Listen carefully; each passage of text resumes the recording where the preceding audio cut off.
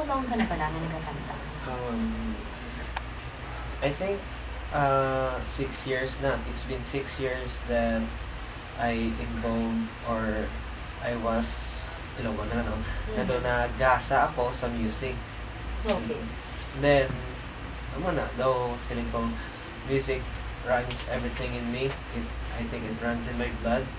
Na ano kay syempre magamba ka music do hapos na sa kwaon pero kung sila nga batyagon mo sa nga ano do mabudlay sa intindiyon bala pero kung once nga makuha mong iya nga balatyagon mas naganami ang dali sa musika sa iyong mga kalibutan.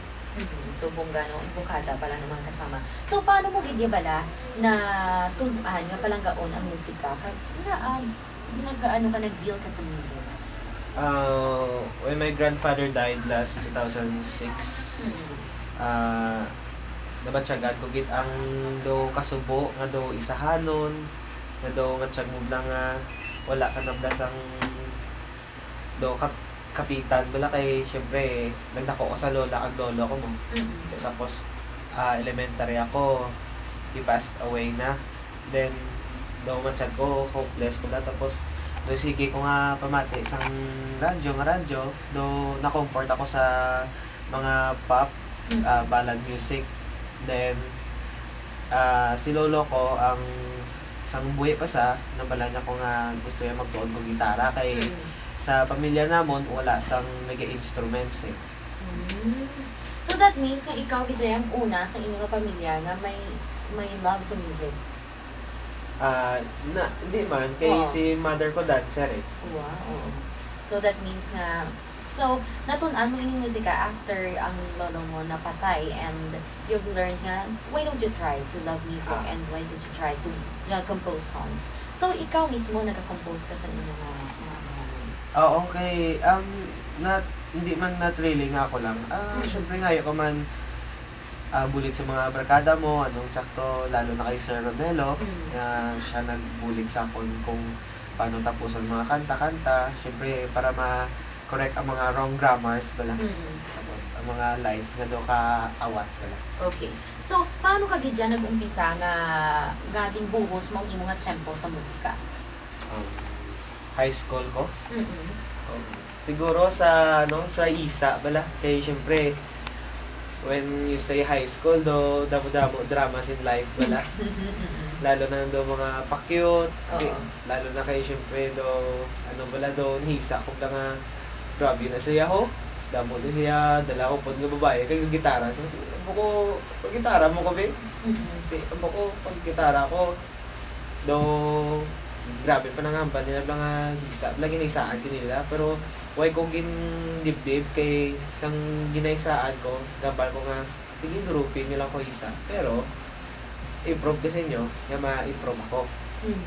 Then, so on, naman naman na, tapos, hasta nga daw dapat syagan ko na nga daw hindi na ni normal ang talent ko daw matya ko kinandan ko pokosan nila ni kido do nadalman kung sa nadalman ka daw mambal mo sa nga do amuni ang makapasaka sa ako no amuni makapalabot sa ginhandong ko. I see. So you have joined the band mo na nag-intra ka sa banda so nag-umpisa ka?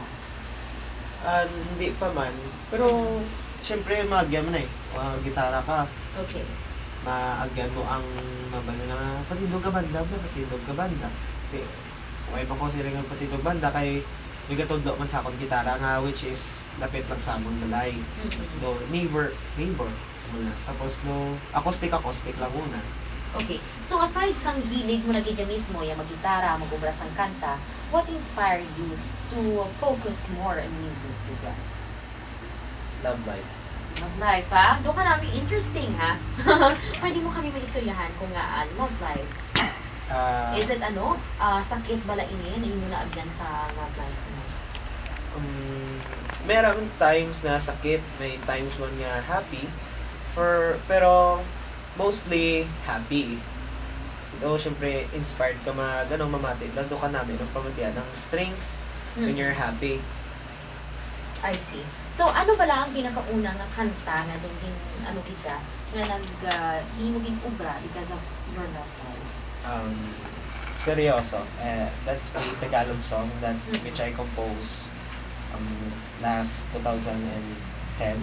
Okay. So, sa para sa atong mga tagpalamati, atong pamatian tanan ha, ining seryoso, maging compose ni Daniel Sidain, kag atong pamatian kung nga seryoso bala ining title and nga ang muling kanta mga kasama. Yari ang Seryoso by Daniel Sidain.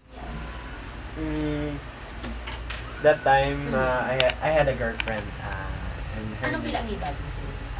16. Mm-mm. Let's call her by the name Seiko. That time, I was so inspired na kita mo na, uy! Syempre, transfer siya from Manila. Then, ako from Sacred Heart Academy. That was the time na though, mga first day of class, syempre, transfer ka daw na magkuhan ka dara og transfer sa port. Singko, ga-sightseeing mo ko natural na sa high school life eh. So, uy, gwapa mo. Pero siling ko daw, she was the one that attracted me the most. Ako, uy, sino sa man? Tapos, ang Jending, classmate tanay pa kami.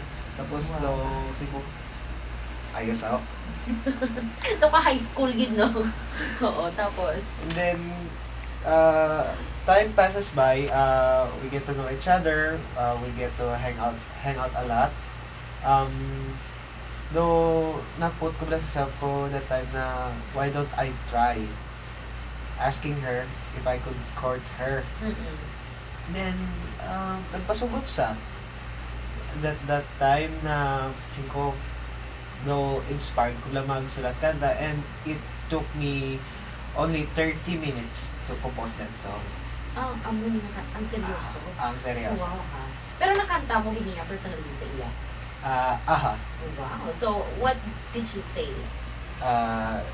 Uway ko kabalo kung nalipat ako sa it was very long ago na kay syempre basta doon nagambal sa nga kita mo na ara naman sa tsura mo ng kilig factor, blush, booming niya. Tapos mga bago sa nga daw na-appreciate yung kanta. So that was pila ka years naman nagkaligat. So sir, gihimuan ni isang video last 2012 sa mga ambahanon. So what other songs ang imong mga i-share sa ato matag palamati nga hambal niya mga pabugal niyo? For music, kung gusto niyo local music like Ilonggo, siguro sigurado gid ko magustuhan niyo ang kanta ko nga entitled Ginadamgo. Ginadamgo. So is this your first Ilonggo song in compose? Aha. Oo. So before nato ni baluon ang istorya sa Ginadamgo mga kasama pamatian naton anay, ini ang Ginadamgo ni Sir Daniel Sidain mga kasama.